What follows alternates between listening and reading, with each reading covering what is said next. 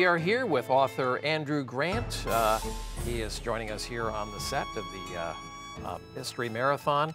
And welcome to the show. Thank you, Greg. It's a pleasure to be here. Yeah, now you were born in Birmingham, England, but you spent a lot of time now in Chicago. That's right, yeah. I was born in Chicago's sister city, Birmingham, okay. And now live here. The reason for it isn't so much of a mystery. I met my wife, who actually was on your show a little while ago. Yes. Yeah, we met at a writing conference, okay. And you know, following that, I decided it would be far better to move to Chicago. Probably good to be with your wife. It is. That's a good idea. It is. It's a good idea. A little bit here and a little bit over there. Yeah, I still go back to the UK for family stuff, right. But Chicago's my home now. All right, so you went to college there in England. You studied English Lit and Drama. Mm-hmm. It sounds like you were on the path to being a writer, and then you decided, well, let's check out theater after graduation. Yeah, I mean, it was a strange thing. I mean, becoming a writer was a bit of a surprise to me. You know, it wasn't something that I ever really set out to do.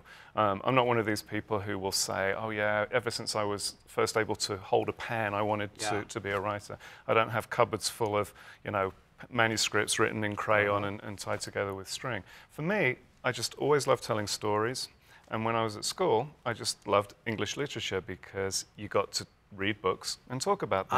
I would listen to a story you'd tell, and that accent you've got, I would listen to a story all day long. Well, thank you. Thank you. Be a great storyteller. It was just, you know, it was something I always liked doing. But at university, when I went, I thought English literature is going to be like school, but bigger and better. But it was disappointing to me because rather than being encouraged to find your own interpretations and your own views, we were very much pushed to follow what the professors had recently published. You know, to get a good grade, you got to do what the professor pretty much lays out for you to do. Yeah, you contradict them, you're in huge trouble. I actually got thrown out of one guy's class in 1986 for disagreeing with him. He said I couldn't go back until I'd apologized, and still haven't gone back.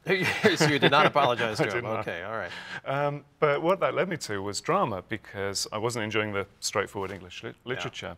And doing drama, everything clicked, because I love telling stories. Drama is a bunch of guys standing in front of you telling you stories. It's just the most natural thing in the world.